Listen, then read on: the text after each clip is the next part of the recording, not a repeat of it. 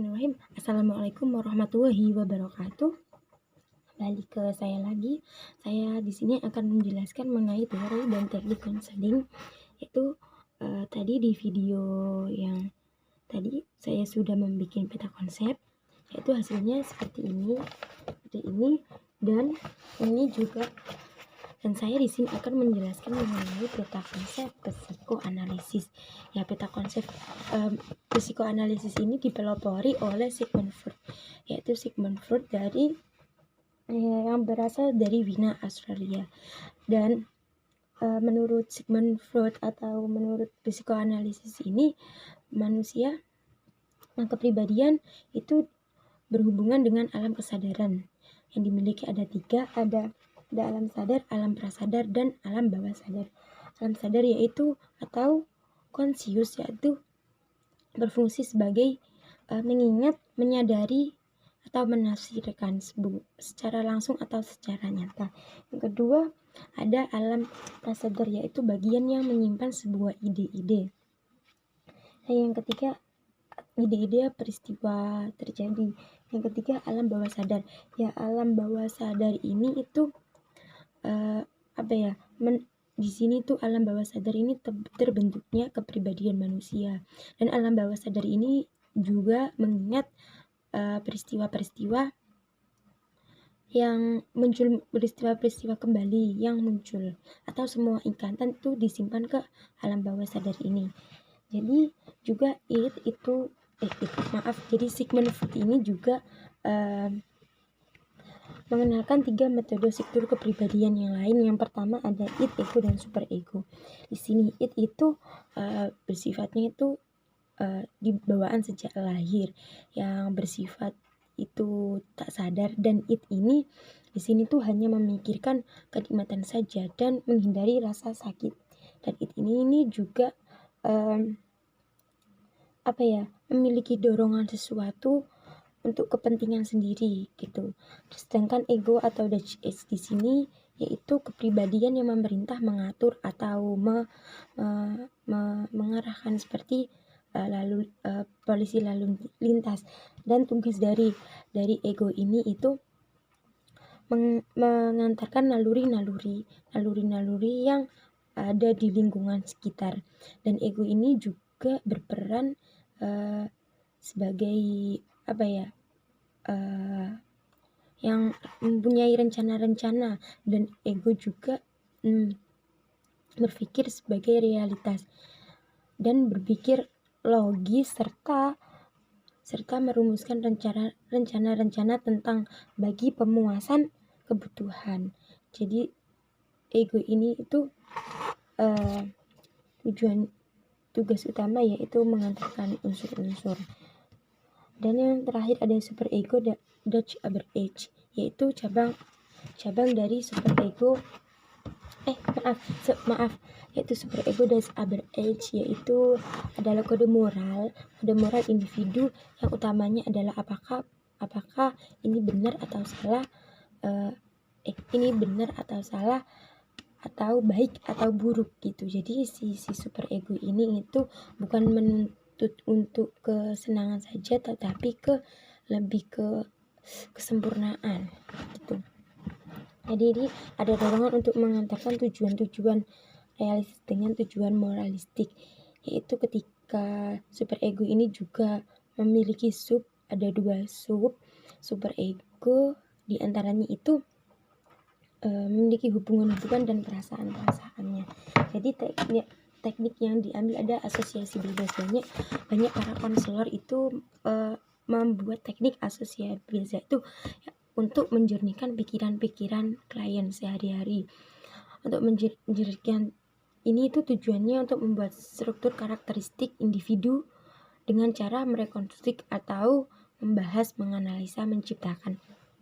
Jadi bentuk ini itu dari pengungkapan di masa lampau dan penghentian emosi yang berkaitan di situ traumatik di masa lampau. Jadi itu mengingat kembali mengenai masa lampau tentang apa yang dialaminya. Dan yang kedua ada teori dan teknik terapi eksistensial. Terapi eksistensial atau humanistik ini berkembang Ini adalah konsep teori itu berkembang dari fenomenologi. Psikologi ini itu ada psikologi eksistensial itu berkaitan dengan aliran psikoanalisis dan behavior, dan terciptalah humanistik atau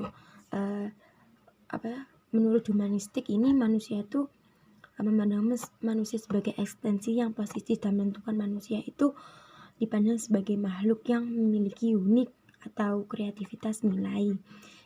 Jadi teori ini itu juga berpusat pada konsep diri yang kayak teori yang memanusiakan manusia. Terus teknik yang diambil oleh humanistik itu sebenarnya yang itu tidak ada teknik, melainkan teknik ini itu bisa mengambil dari teori-teori lainnya seperti teori Gestalt atau teori lainnya, dan pendekatan kepribadian yang membantu individu untuk menyadari diri, yaitu tugas konselor di sini yaitu menyadarkan klien. Dan peran konselor juga memahami dunia klien dan mengambil keputusan pilihan yang sesuai dengan keadaan sekarang, yaitu.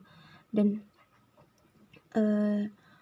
prinsip utama dari terapi ini yaitu memahami manusia sebagai suatu yang totalitas, bahwa manusia ini benar-benar totalitas, dan mengetahui pentingnya personal freedom atau responsibility, yaitu free maksudnya dikatakan manusia yang bebas gitu. Jadi di humanistik ini itu konsep tentang dirinya sendiri, dan bisa diubah-ubah mengenai konsep dirinya itu sesuai dengan pengalaman yang ada. Dan selanjutnya ada teori dan teknik terapi Adlerian atau yang bisa disebut dengan Adlerian. Ya, psikolog ini tuh dikembangkan oleh Alfred Adler, yaitu sebenarnya ini Alfred Adler ini anggota dari psikoanalisis, dan Alfred Adler ini keluar dari psikoanalisis karena berpandangan bahwa konsep yang dipakai psikoanalisis ini itu ada dorongan seksual dan kejiwaan yang dibagi-bagi, dan Adler itu menganggap bahwa manusia itu dipandang secara utuh dan tidak dibagi-bagi untuk menjadi beberapa bagian, dan dorongan untuk hidup ini itu untuk superioritas dan kekuatan, seperti halnya kesetaraan gender antara laki-laki dan perempuan.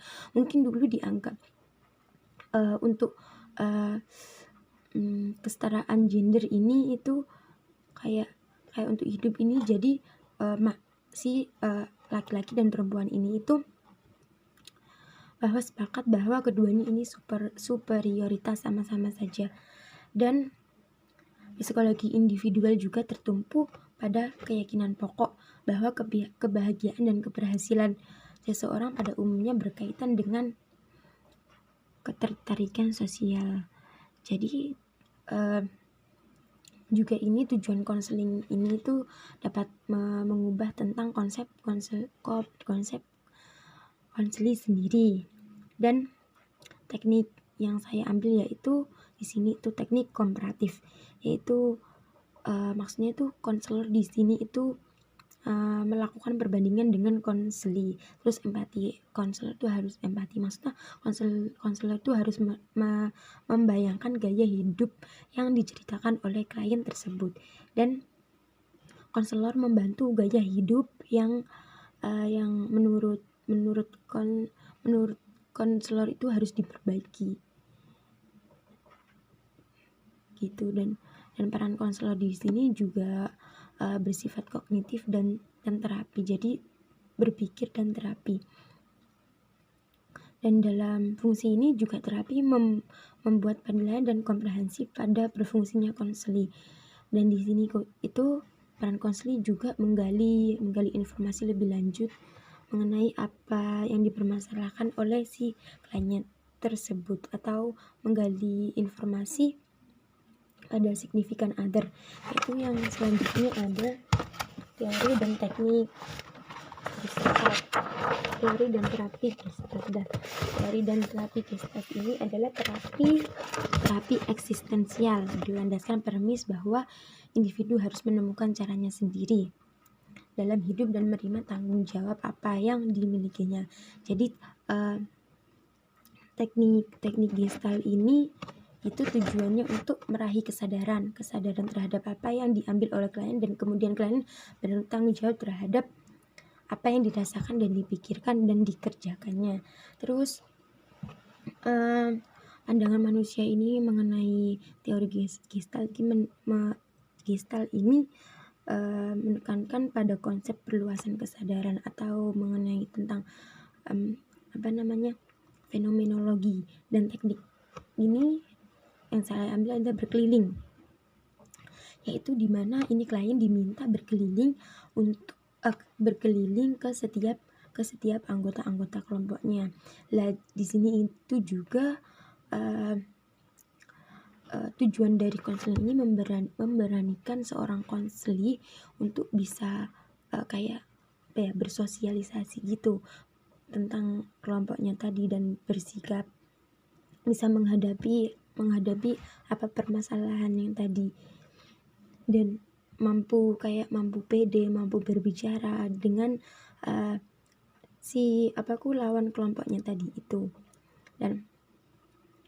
Dan konselor di sini itu memfokuskan pada perasaan kesadaran bahwa hambatan energi dan hambatan untuk mencapai kesadaran ada pada konseli, dan ini tuh konselor itu hanya partisipan saja, dan konselor berperan sebagai projection screen, dan konselor juga harus dapat membaca dan menginterpretasi bentuk-bentuk bahasa atau yang dilontarkan konseli, jadi bentuk verbal atau juga non verbal mengenai teknik Gestalt ini, yaitu untuk lebih sadar dan bertanggung jawab. Artinya ini di sini kayak terapi yang tadi eksistensial mengenai humanistik.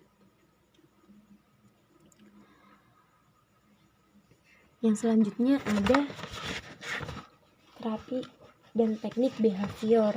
Terapi dan teknik behavior di sini, teknik terapi dan behavior ini itu dikembangkan psikologinya ada Albert Bandura yang mengembangkan teori ini sebagai pengkondisian klasik dan operant conditioning, dan dari beberapa mengenai sejarah tentang teori dan teknik terapi behavior ini mengalami ada beberapa gelombang-gelombang mengenai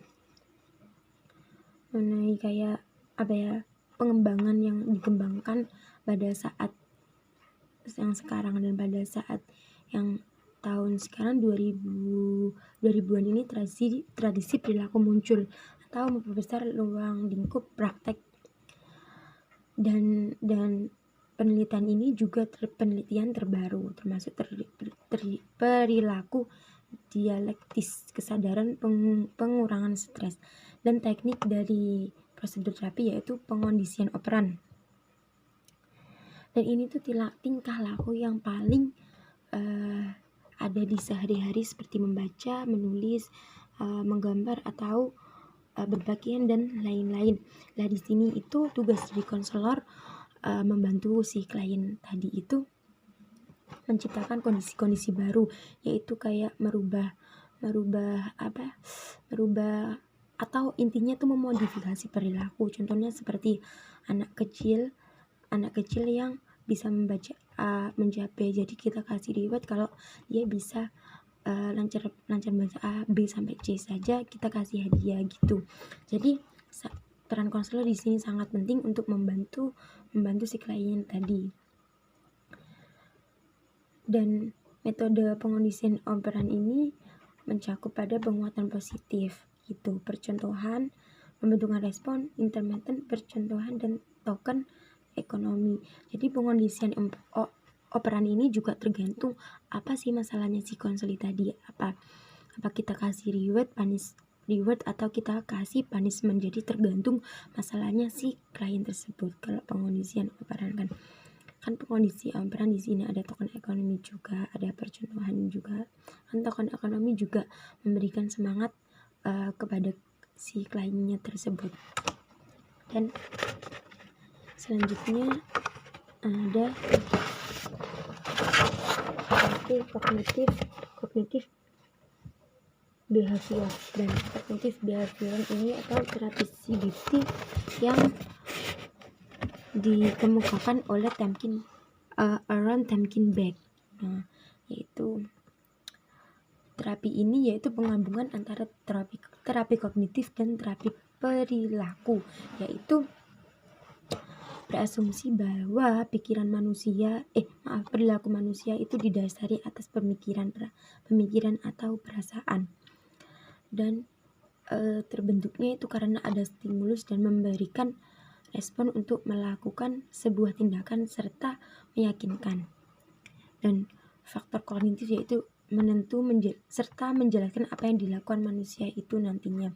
Jadi teknik dan prosedur ini kan melakukan asesmen, yaitu melakukan kayak menggali data si klien tersebut, ada masalah apa sih si klien tersebut, dan menentukan tujuan, wah ini tuh masalah ini dibawa ke arah mana, dan mengimplementasikan teknik, wah cocoknya ini pakai teknik apa gitu, dan mengevaluasi mengenai apa yang masalah klien tersebut cocok nggak gini, dan mengakhiri sebuah konseling. Jadi tujuan konseling di sini itu mengajak konseling agar menentang pikiran dan emosi yang salah dengan menampilkan bukti-bukti yang bertentangan dengan keyakinan mereka tentang masalah yang dihadapi. Jadi itu mengajak konseling agar tidak berpikir salah gitu, dan kayak menyadarkan si klien tersebut, dan berupaya untuk membantu konseling untuk merubah pikiran bahwa pikiran tersebut itu sangat pikiran yang yang negatif. Jadi mengubah pikiran klien menjadi yang positif.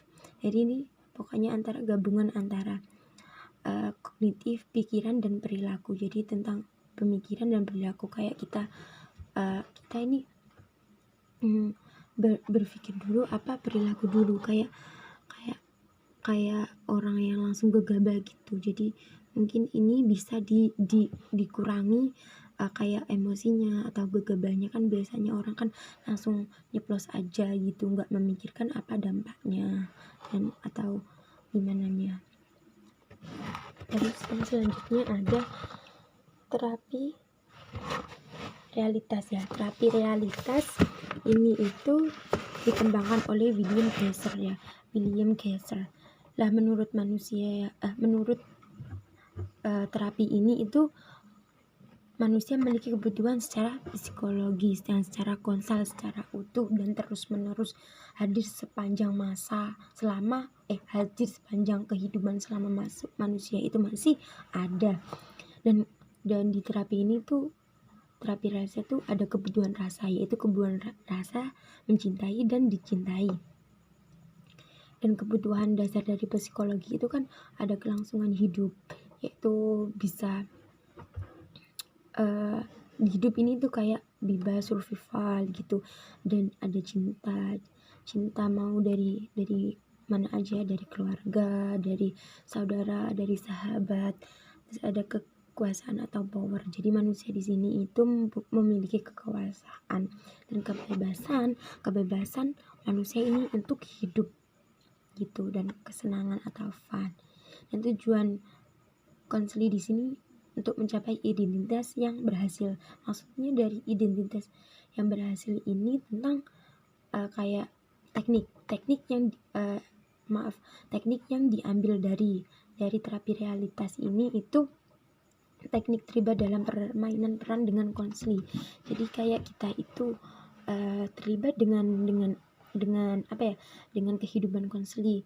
Sebenarnya kayak kita membayangkan satu nih, ada klien yang dia tuh belum menerima tentang keadaan fisiknya, dan si klien ini dan si konselor ini juga bermain peran kayak selainnya, oh kita lo sama, misal saya di posisi Anda, mungkin saya juga begitu, tapi Anda ini harus bangkit bahwa kita diciptakan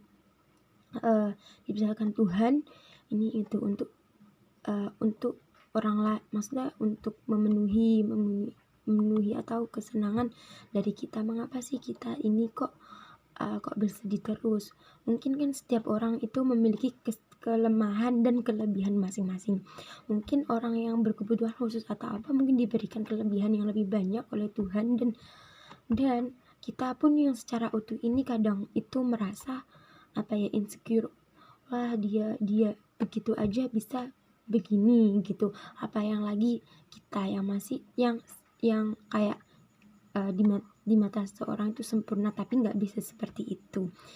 Jadi itu kayak menyadarkan konselor sih menjadi identitas yang berhasil, meskipun cara pandang seseorang itu beda, tapi kita itu meyakinkan bahwa ini kita itu hidup ini secara bebas gitu. Dan terapi realitas juga memfokuskan pada masalah kini, dan terapi realitas ini itu efektif dalam jangka pendek tadi, kayak menguatkan si kliennya agar tetap semangat untuk hidup. Dan selanjutnya ada terapi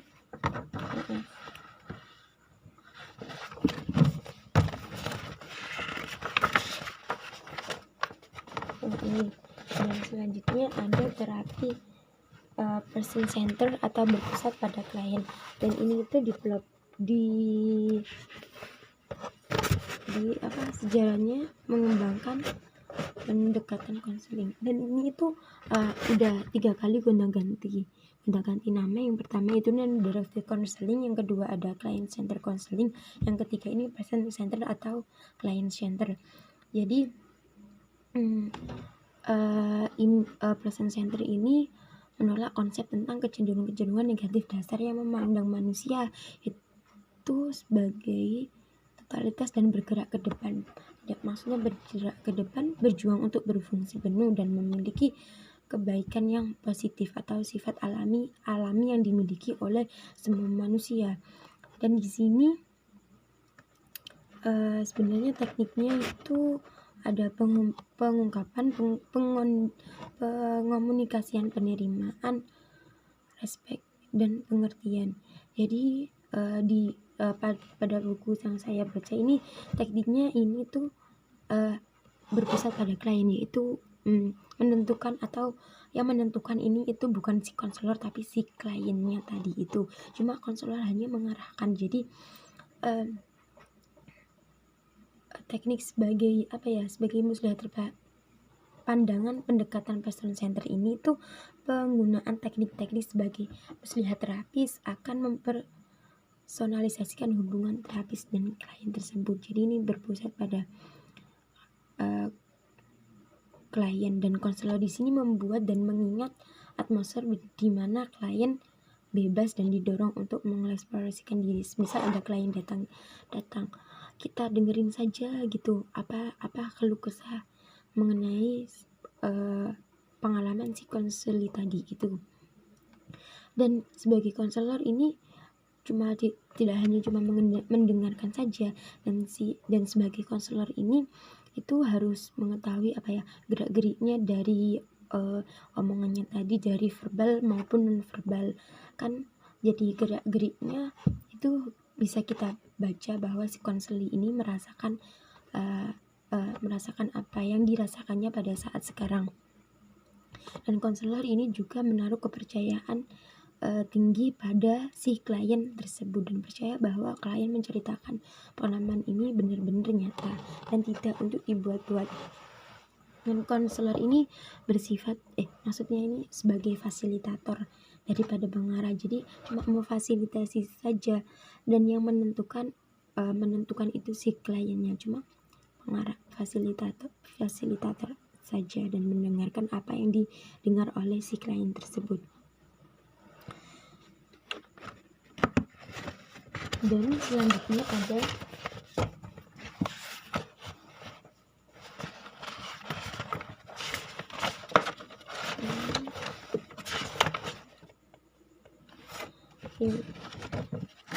ini ada teori dan teknik analisa transaksional.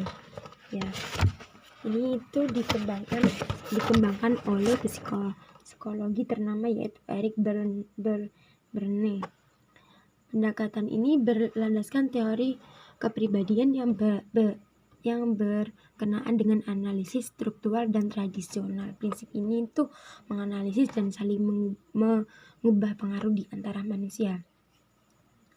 Dan menurut teori ini, analisis transaksional ini, manusia memiliki pilihan dan bebas untuk memilih gitu, dan manusia itu juga sanggup melampaui pengondisian dan pemrograman awal.